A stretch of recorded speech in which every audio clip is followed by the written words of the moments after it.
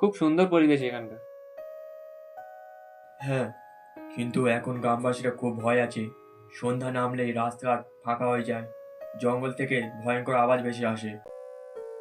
তোমরা সাবধানে যাবে, ওটা জঙ্গল না, একটা অভিশাপ।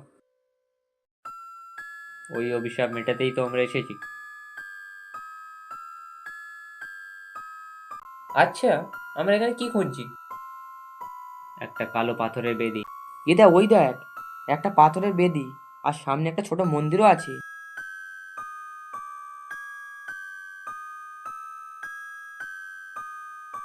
হ্যাঁ, চল ওখানে।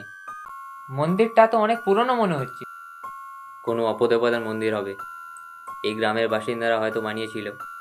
কালক্রমে পূজা বন্ধ হয়ে যাওয়ায় তার প্রকোপ গ্রামবাসীদের ওপর পড়েছে। গ্রামবাসীদের প্রাণ চাই আমি। আমি গ্রামবাসীদের কিছু হতে দেবো না।